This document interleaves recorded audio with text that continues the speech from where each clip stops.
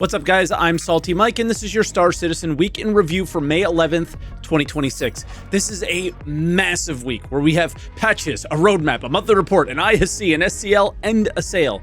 Speaking of the sale, they shared all the ships this week, so we got to see most of them, or if not all of them. And holy, they dropped a bombshell on us in SCL. All that and more on today's Week in Review.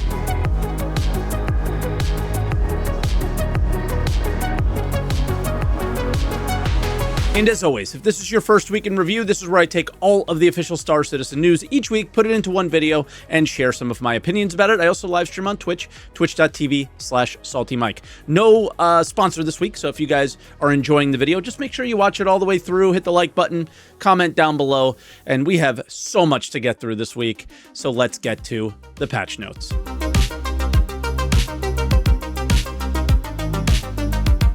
All right, only 2 PTU patches this week. We start out on Tuesday, 4.8 open PTU, and the patch was pretty simple in terms of what was in the notes for the feature. Some minor polish, and more importantly, updates to component crafter, but I don't have any BPs to check, so I'm not going, I am not being a super unpaid QA tester. I'm not going to check out all that stuff. We'll see it on live. They did lower the damage on the crossbow. We think this is to slow down how strong it is when it is max crafted, because there is a blueprint for it in 4.8. They also added flight suits to Tammany and Sons and Cordries, or whatever it's called, at Levski. For bugs, there are a couple of big ones fixed here, like the buy button not working and the TSG Idris going hostile when you just try to land on it.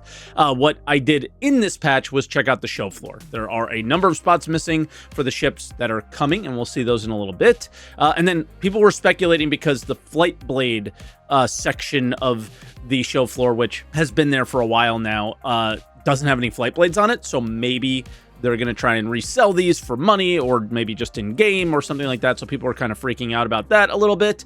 There was also Xenothreat at the event, so maybe some weird storyline thing is going on. And then the next patch, all the way till Friday, they had a lot of struggles with these patches. That was our next patch that we got. So to start, the testing focus says that the patch delta is 50 gigabytes, one of our biggest PTU patch updates ever, probably. And all that means is they changed a lot of files. So every file that gets changed means the more stuff that you have to download. If they only need to change 1 or 2 specific files, then the delta will be a lot smaller. For features, they did some refueling updates to fix some weird experiences with the pods and added BPs for the nozzles. Big change is to claim costs and timers for ships. It's hard to talk on this because there's a bug in the PTU where the prices are way higher than they want. That's in the known issues of the patch notes. Links are in the description for that, but they're insanely high. So even if they're higher than they want, they're much higher than we would expect. And I'm already seeing complaints, and when I see massively higher paying missions, this really doesn't change anything, right? So a little bit lost here. Massive faucets, 0 sync still. This, again, it changes nothing. There was some TSG polish. I saw Mr. Kraken post something like they made the entrance smaller for the trench run. They also did a bunch of armor and weapon balance. This stuff has been all over the place for a while. We're back to not being able to damage really large ships with small fighters, and then the time to kill on all ships is going down, reducing armor and shields, except for the big ones, but the shield regen's going up. I don't know. So they adjusted pricing for weapons and missiles. Weapon prices seem to be much higher, while missile prices seem to be much lower. This is going to be the main discussion topic on the podcast this week. So if you haven't checked out the Answer the Call podcast, I'm going to have Virgil on, and we're going to talk a bit of ship balance changes and what the heck are they doing. For bugs, though, they potentially, because everything is a potential fix, nailed some really big ones here. And you ever have a ship that flies up when you leave the seat?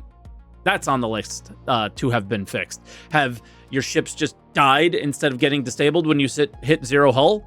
That's on the list. Can't change your PDTs out? That's on the list. Hephaestonite, the text being way too long and overlapping the quality? That's on the list. Ever have a docking collar door not open after spawning a ship at one? That's on the list. Hopefully these are actually fixed, but trying to get some of those pesky issues out of the way is always nice to see.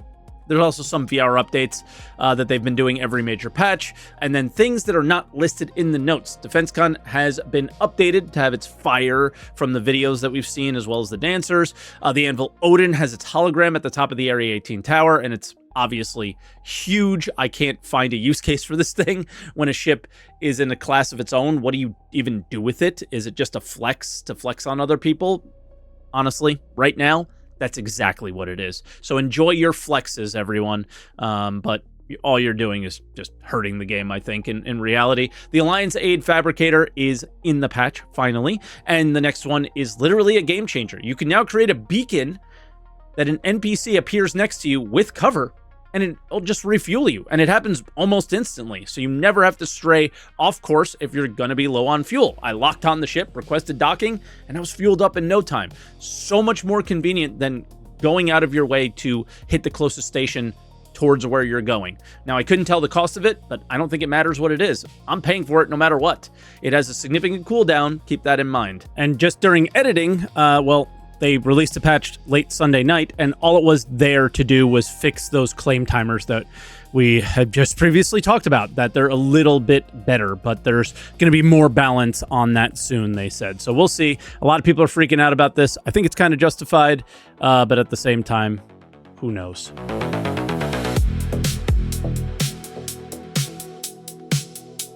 All right, there's nothing much here, just letting us know they added the L22 Wolf, or Alpha Wolf, to Wicklow, who literally everyone wants to die during the Xenothreat event, and the skin's kind of meh, to be honest. I think the components are also aren't a draw anymore because of crafting, so no idea why Wicklow even matters anymore, but I guess there's some ships that you can't get in-game that you can get at Wicklow.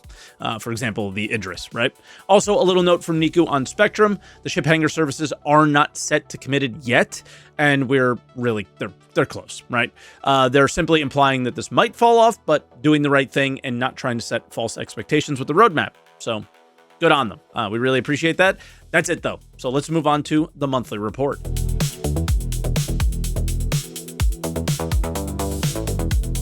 All right, and of course, we start out with the kind of animation or AI stuff. I'm skipping the AI stuff. It all seems for Squadron 42. So animation, each paragraph here has like a little interesting tidbit. The first shares that they're adding a new creature that doesn't seem like a worm, potentially, or a snake. So that's kind of exciting. The second is more talk about Recco Battaglia missions. Wonder if we still have to meet her in person, since she is really easy to get to in comparison to the other landing zones in the game. Yeah, transit is just not AIDS at Levski like it is everywhere else. And it sounds like even more event stuff in the last paragraph. Character art, the usual stuff here, but they do mention Starware. Not sure what that means for us as players, but they're making another gang as well. I feel like the number of enemies that we might be getting is a little excessive, considering they all feel the same. But they did a great job at the Breaker Station, guys, so I don't want to say that, you know, completely is horrible. Ship art, the section has a lot of knowns now instead of unknowns, which we had been seeing for the last few months. Starting out with the Ironclad, of course, we get a nice image of some internal art piece for what looks like maybe an engine. Then they talked about their work on defense con ships like the Starliner and the Pitbull. I was going to say Red Bull. We get a look at the Raelin, and I think many of us are looking forward to Alien Week to see what they figured out in terms of how they're going to deal with the cargo. And then in North America, they showed a little peek on the work for the Kraken. Weapon art. They started out with more knowns, the plasma grenade, the crossbow, but then go on to talk about something a little less known, a high caliber weapon set. So we'll see what that's all about someday soon, I'm assuming. Core gameplay for this, again, a lot of stuff we already know. The only decent takeaway from here is that they're working on NPC refueling beacons, which, yeah, we found out that they aren't just working on them, they're actually there. So yeah, I was all curious about how convenient this would be. It's incredibly convenient. So now the only thing that I'm not really aware of is the cost. And if the cost isn't very high, these are going to be amazing. Mission design, another bunch of things we already know. But if you didn't limit the number of contracts you have, or if you didn't know that they already limited the contracts, it's to 10. We've talked about this last week as well. They're going to do something more elegant later. This is not the main solution that they want to do for basically us exploiting, right? Narrative, nothing of serious to note, but they are mentioning making content for a familiar face. Is that Xenothreat? Is that Recco Battaglia? Is that somebody else? They also mentioned a ton of work for Starkitect. This is paramount in making things feel less samey, right? The potential for Starkitect to just copy-paste everything and make the world feel very boring is definitely a thing. So it's kind of on narrative and I guess level design to make sure that that doesn't happen. Online tech. I skipped most of the things here and just picked out a couple of important things. Mission System 1.0 work, which is really important. I guess Mission System 4 1.0. The social tools are the highlight as well. They set the expectations. It's going to start out with chat. Other items don't appear to be in any sort of significant development, so more in discussion than anything. So expect the social tools to progress very slowly, like they're progressing everything else in the game right now. Little baby steps, right? A lot of people, including CIG, keep talking about this a lot. I think they're setting an unrealistic timeline on the expectations the way they have been speaking about it. This seems like a more realistic, standard to set there. A few other things they pick out are that what looks like work on dynamic server meshing related stuff, but more importantly to me, they appear to be working really heavily on solving a lot of our LTP issues, just kind of, anything with disappearing items. So that was the monthly report. Dude, this one was kind of a bummer, not gonna lie, but it's because they just revealed again everything that we already know now. So all the stuff is cool, but we heard about it somewhere else. So with that, let's get to video updates, where we have 2 videos this week. How often does that happen? Like, never. All right, and we start out with an Inside Star Citizen, which is titled Patch Watch for 4.8. We start out with a bunch of talk about what's coming to patch 4.8, like Tactical Strike Groups, which is their highlight feature, of course, which is meant to be this PvE ship-based combat mission that we should be using like multiple ship types at. The command module for the Drake Caterpillar and the Ironclad is slated to make it in. Refueling missions as well, where we refuel NPCs, but also the beacons that I showed you earlier. Drake Defense Con, where they plan to sell a bunch of ships, more on that in just a moment, and some cool FPS items like the plasma grenade for area denial, flight suits for G-force reduction while flying, and the crossbow is here finally, and it's super strong. Last but not least, we will be able to repair, refuel, and rearm in the hangars of our larger ships, but what we didn't know for sure is exactly which ships this would come to in 4.8. Now, it's great for obvious ships like the Idris and the Polaris, but it's also coming to the Carrack, the Starlancer Attack, and fancy ships like the 600i and 890 Jump. Now, of course, I'm not suggesting you bring your 890 Jump into combat situations, but you could. And if you're like me, you would.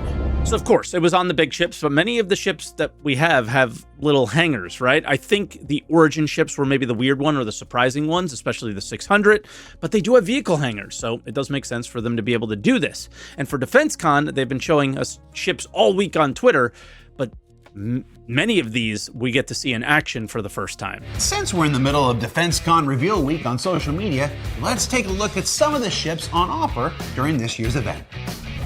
The Drake Pitbull, with more guns than common sense, perhaps. The Origin M80, proving that looks can kill. The Miss Starlight, saying, not all heroes blow things up. The Aegis Tiburon, which, I'm just gonna say it, it's a shark with a frickin' laser beam on its head. And then, of course, the Fatterpillar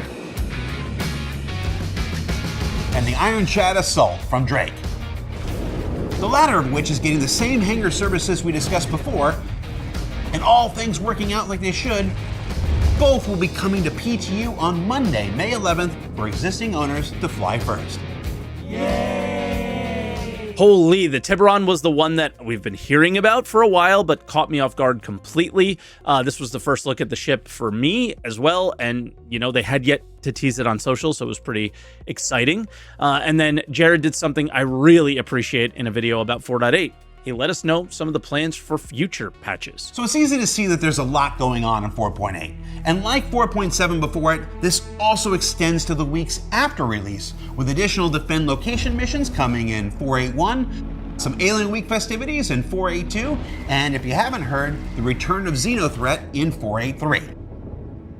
All in all, next week's patch is chock full of content that'll carry us through to 4.9 in July, all led by TSG and DefenseCon.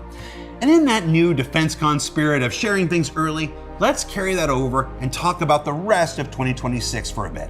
Now, throughout the remainder of this year, we intend to deliver the newly reworked and fully instanced debut of Siege of Orison, the new Genesis-built planets of the Nyx system, Starware and Starchitect goodness, the enormous multi-staged instance Municipal Works operation, a whole bunch of new ships and vehicles and additional gameplay features and quality of life improvements. There's an Apex Sandballot card that can literally pop its head out at any moment, and of course, as if anybody could forget, Squadron 42. There's a lot we got going on for the remainder of this year, and for that reason, we've made the decision not to host a CitizenCon event for 2026, either in person, digital, direct, or otherwise. It's a decision born out of how important these two games are to everyone on both sides of these projects.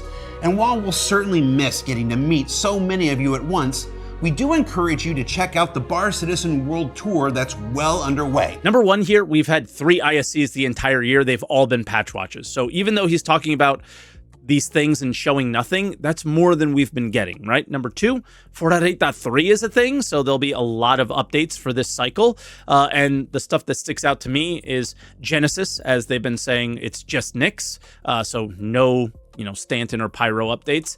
The Apex Valacar sounds cool, and he's still mentioning Squadron, which I don't buy is coming out this year because of the talk about no CitizenCon, which is disappointing, but totally fair. They're clearly trying to get it out as quickly as possible, but given the cancellation, sounds like it's not going too well.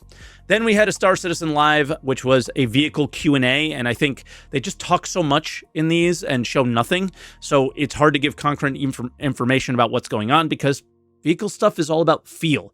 But the first thing they talk about is multi-crew communication. So there are different endeavors we have around that. So there's one big that is more like globally for the game itself, which is all the social work that is planned to be improved. Because I think we talked even about that, was it last SCL, where it's like, yeah, for an MMO, our social aspects can require some improvements, yes. But there are also like issues that we are aware of, and they sadly didn't get prioritized yet. But because of all the content that we now have targeted to multi-crew purposes, multi-group purposes, like the sharing of markers, especially the marker work, I think will help the most. Is making it easier again to share markers, share targets, having even a better visuals of this is the target that is supposed to be the target. And gives, again, someone a role on that ship to be the person. Yeah.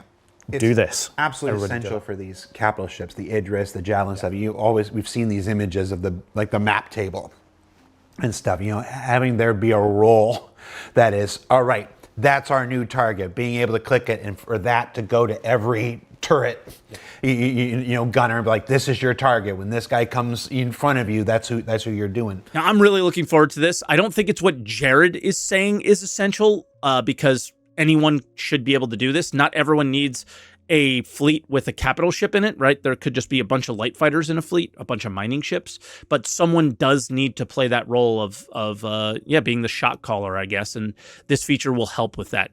The next clip, though, is the most controversial from the show by far. So we have right now, it's not signed off yet, so they are because we have to fit this work into the theme of Star Citizen, and it's like, if I phrase it now the way that I will phrase it, you understand why it is really hard to put it into the framing of what we sell as Star Citizen. It's the teleport to party leader, where we want to allow players to, in certain situations, be able to quick travel to your party group or your party hangar, and then be able to go on a mission. So we want to reduce the time for you to gather dramatically with this feature.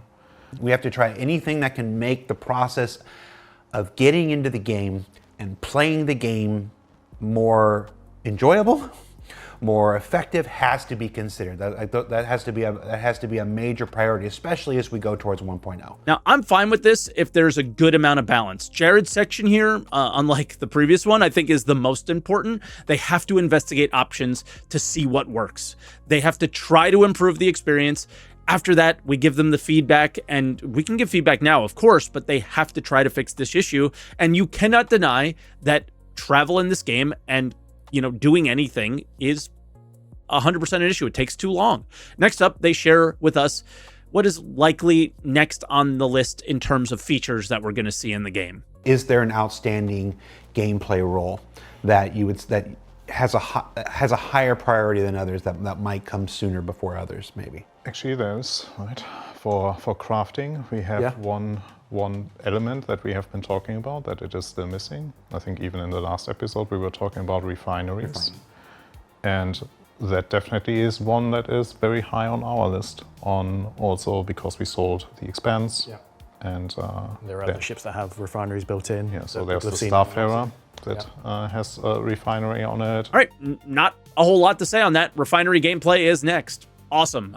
Then they talk about what's going on with all these armor balance changes that we've been seeing. I was surprised when I saw the armor stuff go in, because I thought we were doing Maelstrom and stuff. But again, it's like there are experiences that can be tested now. There's data that can be gathered now by doing this work with armor today while you're waiting for Maelstrom. Like I said, you wanted to test out how this feels and that feels. You can get that feedback now without having to wait for Maelstrom, and then maybe it would affect certain things with. Yeah, I can already say that some of the observations and some of the feedback that we got definitely ended up on our notes list for Maelstrom once it comes to the PU. So some things that we see that are where the armor system is already a direct copy of how Maelstrom works, but then we notice, okay, we have to adjust those, so we already have notes for Maelstrom to be adjusted exactly the way that we are adjusting the armor system.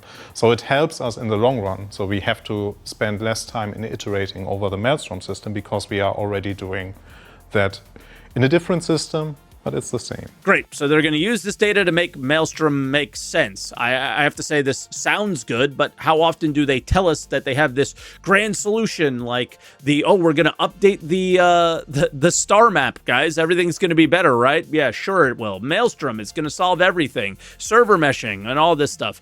And then you get it in the game, and when it gets here, it sucks. So I'm not holding my breath on any of this stuff. Then for quick hits, which is just, I'm going to tell you some of the things that they said, is they're trying to create perceived differences between the fighters, and I would have clipped this out, but in the end, they just said this stuff forever, and they failed to deliver on that experience they described. So let's just wait and see. They spoke a ton about the new flight model, but I tend to avoid that conversation as they talk about, again, it without showing anything publicly. It's impossible to understand what they're doing and what their goals are when they do that.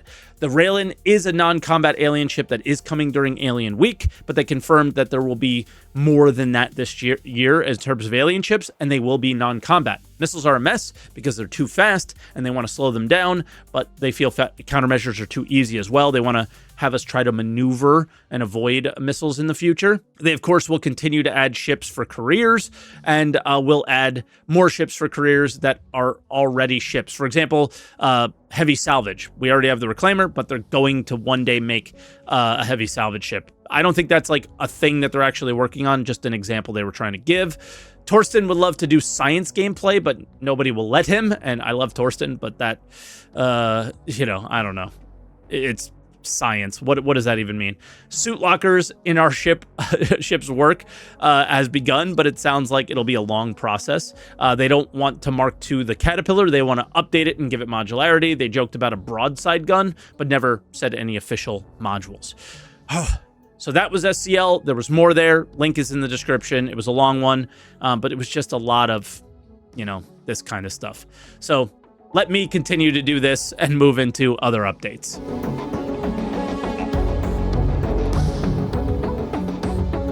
All right, we start out with the sneak peek. This is very obviously a massive ship, and of course, the only massive ship that's being worked on, and I say that sarcastically because they've been very open about the fact that this is their last concept ship, which means it's not in production. You're not going to get this anytime soon. Jared even made a joke about it being alive long enough to see it on the SCL this week, but holy, this is so over the top. For me, this is just too much, personally. I'm sure it will be cool one day, but do we really need something like this? No, but yes, because they had to deliver it for the Kickstarter, of course, but does it need to be like this insane? I don't know. To me, this is just Star Citizen being Star Citizen in its worst way, right? Subscriber promotion stuff. The $10 sub is aviator glasses, something that I think a lot of people will use, but also, goes really well with the flight suit, but $10 for something like that is kind of wild. I don't think it's worth the value this month. $20 sub is also similar to that in that sense, a P8AR with a pretty basic camo skin. And of course, they have a pack. You can buy both there at the store. And then the ships of the month are the Dragonfly Black and the Cutlass Black.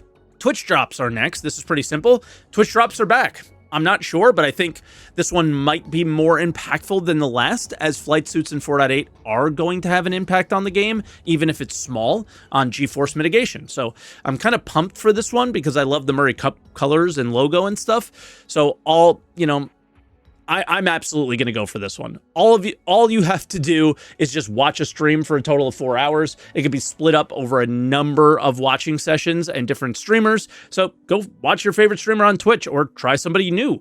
They'll always likely have it in their title, so you'll know. And yeah, a little thing in the Twitch chat will pop up when there's drops on in the channel as well, if you're unaware.